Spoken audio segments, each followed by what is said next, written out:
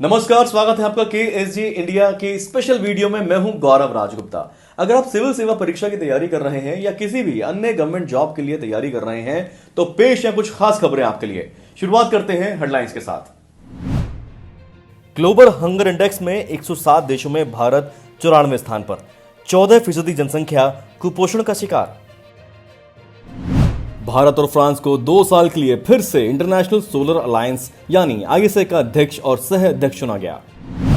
भारत ने पृथ्वी 2 मिसाइल का एक और रात्रि परीक्षण किया, 350 किलोमीटर दूर तक दुश्मन पर हमला करने में सक्षम। यूपी, हरियाणा और पंजाब में पराली जलाने से रोकने को सुप्रीम कोर्ट ने बनाई committee. KSG news facts for you to remember में देखिए आज के important news updates.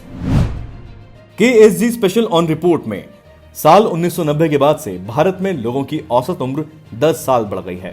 केएसजी India toppers view में आज हमारे साथ होंगे अथर आमिर, जो आपको देंगे यूपीएससी क्रैक करने का गुरु मंत्र। अब खबरें विस्तार से। सबसे पहले बात करेंगे ग्लोबल हंगर इंडेक्स की। 107 देशों की लिस्ट बनी है और भारत का स्थान है 94। 14% जनसंख्या कुपोषण का शिकार है। पेश है पूरी report. Global food index research institute Washington द्वारा तैयार ग्लोबल हंगर इंडेक्स 2020 के मुताबिक भारत में दुनिया में 5 साल से कम उम्र के बच्चों का सबसे ज्यादा शिकार होता है। 2015 से 19 की अवधि में स्थिति खराब हो गई है। यहां तक कि बांग्लादेश और पाकिस्तान का स्कोर बेहतर है। कुल मिलाकर भारत सूचकांक में 107 देशों में से 94वें रैंक पर है। हालांकि इस साल भारत की रैंकिंग में सुधार हुआ है। पिछली बार 117 देशों में भारत की रैंकिंग 102 थी। लेकिन गौर करने वाली बात यह है कि इस साल कुल देशों की संख्या भी घटी है। वहीं 2019 की रिपोर्ट में चीन 25वें, पाकिस्तान 94वें, बांग्लादेश 88वें, नेपाल 73, म्यांमार 69 और श्रीलंका 66वें पायदान पर था। बेलारूस, यूक्रेन, तुर्की, क्यूबा और कुवैत GHI रैंक में अव्वल रहे थे। सोलर एनर्जी को लेकर भारत सरकार की बहुत सारी स्कीम्स हैं, आपको इस पर पढ़ना भी चाहिए। इससे जुड़ी हुई आपको एक खबर की अपडेट में देता हूं। भारत और फ्रांस इंटरनेशनल सोलर अलायंस के अगले 2 साल के लिए अध्यक्ष और सह अध्यक्ष बनाए गए हैं। इसके साथ ही 4 नए उपाध्यक्षों का भी चयन किया गया है।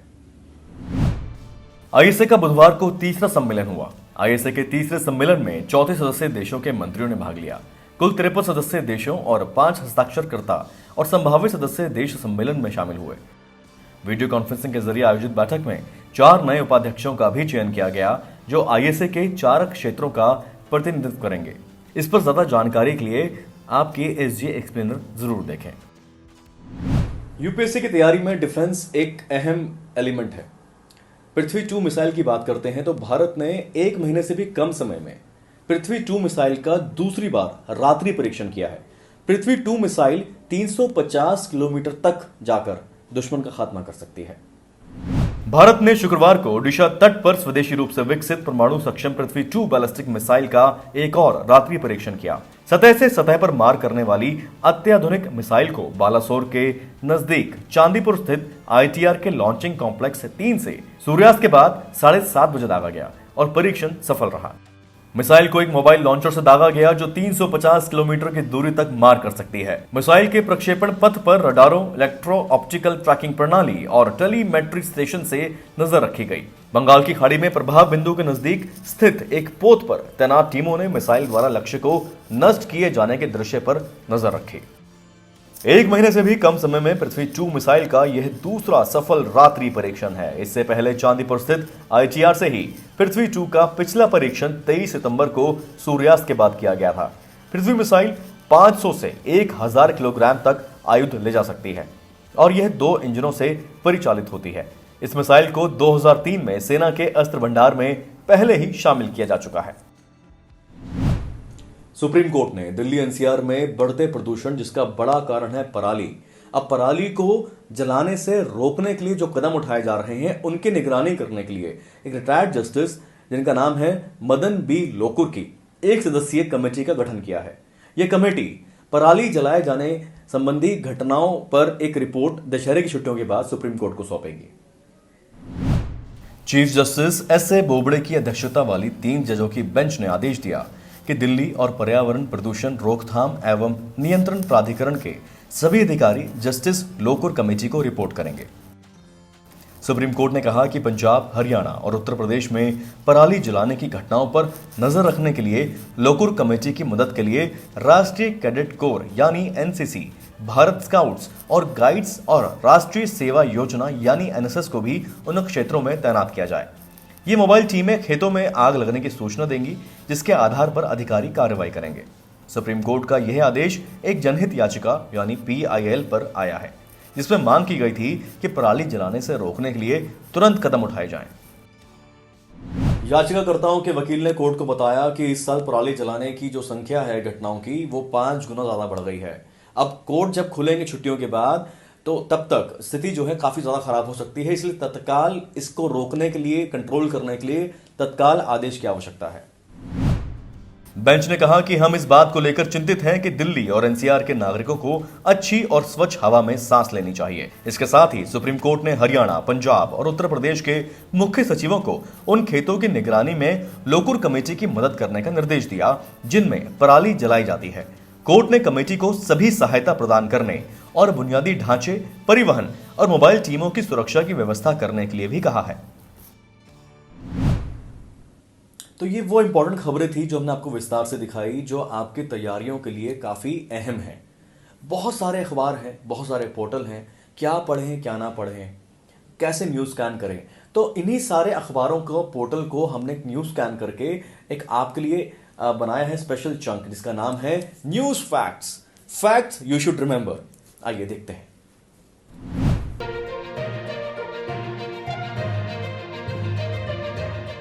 केंद्रीय वित्त एवं कॉर्पोरेट कार्य मंत्री श्रीमती निर्मला सीतारमण ने 17 अक्टूबर को वीडियो कॉन्फ्रेंसिंग के जरिए इस बैठक में हिस्सा लिया। कार्यसूची के प्रमुख मुद्दों में जीवन की रक्षा के लिए आगे बढ़ना, प्रभाव बढ़ाना और पटरी पर वापस लौटना, इन सब मुद्दों पर चर्चा हुई।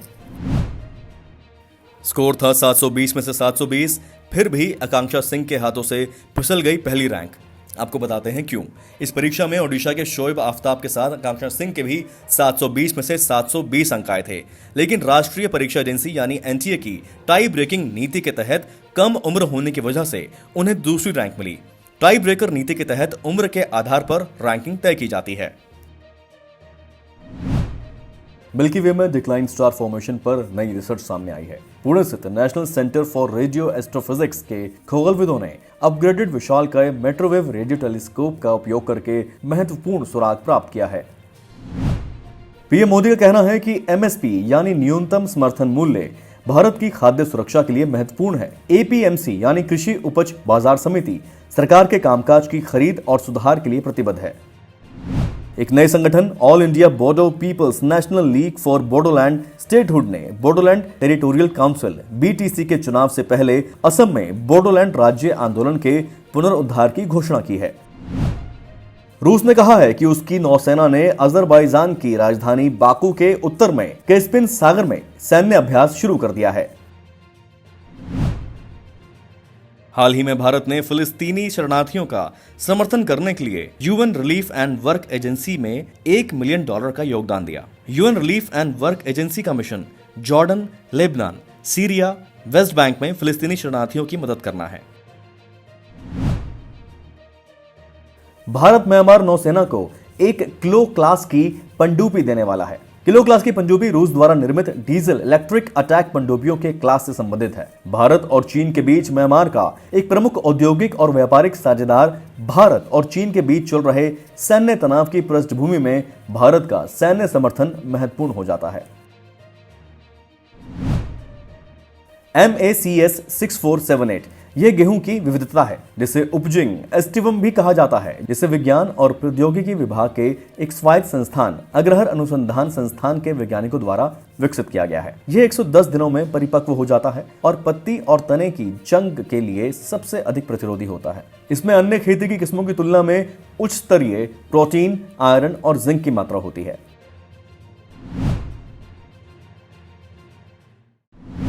अब वक्त है KSG स्पेशल ऑन रिपोर्ट का।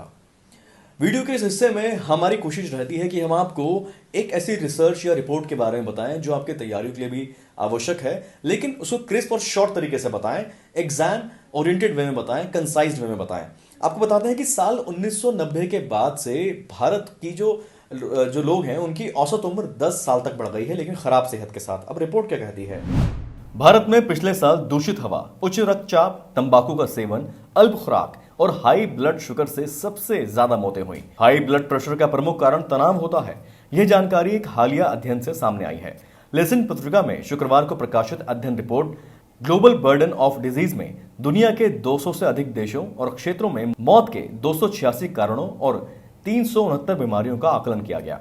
रिपोर्ट के मुताबिक साल 1990 के बाद से भारत में लोगों की औसत उम्र 10 साल बढ़ गई है, लेकिन राज्यों के बीच इसमें भारी अंतर है।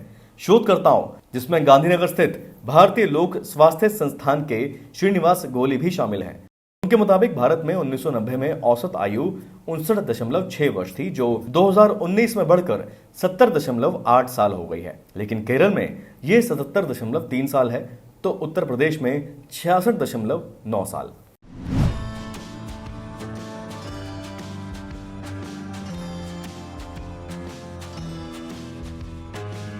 KSG इंडिया टॉपर्स व्यू में आज हमारे साथ होंगे अथर आमिर, जो आपको देंगे यूपीएससी क्रैक करने का गुरु मंत्र। The first thing that as a student, as an aspirant, okay, keep this thing in mind that don't be scared at all. Doesn't matter. वहाँ से analyze आएगा, critically analyze. You'll be able to deal each and everything when the time will come. Okay. So सबसे पहले इस डर को भगाना है. Okay. Number second, you know, जितने भी चाहे टॉपर्स हों, क्वालिफाइड सिलेक्टेड स्टूडेंट्स होते हैं, एवरीवन हैज़ फॉलोड हिज और हर इंडिविजुअल स्ट्रैटेजी। ओके, पढ़ने में जो हर किसी का अप्रोच अलग अलग होता है। So this are, you know, there is one goal but there are lot of different ways to reach that.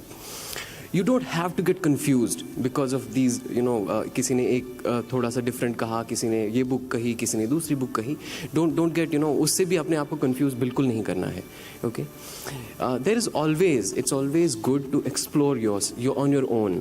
Okay, आपके पास 2-3 बुक्स हैं, you can go through one, you know, इसका एक चैप्टर पढ़ लिया, इसका एक चैप्टर पढ़ लिया, you find out which one you find more easy to understand. आपको कौन सी बेटर लगती है, read that.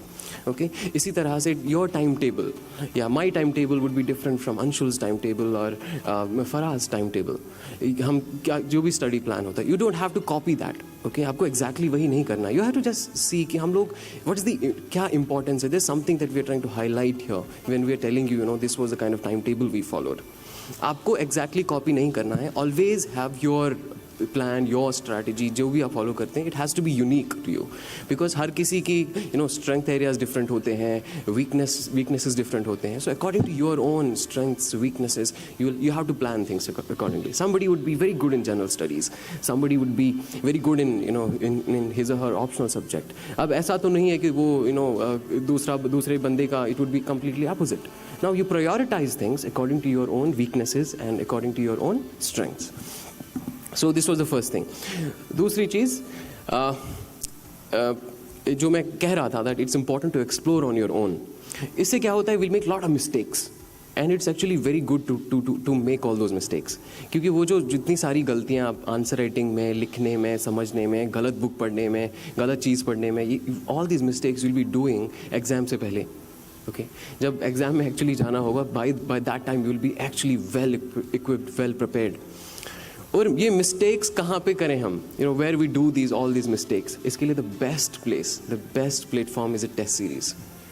Okay, और मुझे पर्सनली ऐसा लगता है, if there is one thing मेरी प्रिपरेशन में and in the whole process, if there is one major thing that has been a test series, both for my optional as well as my general studies.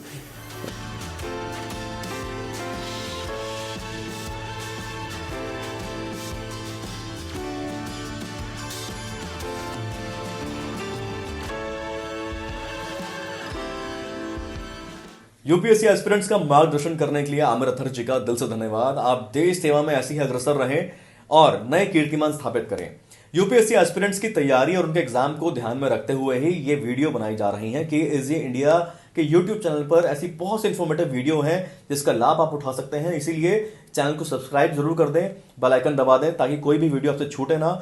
और आप ksgindia.com पर जाकर इस informative video के PDF भी आप ले सकते हैं। इसके अलावा बहुत सारा स्टडी मटेरियल है जो फ्री में उपलब्ध है।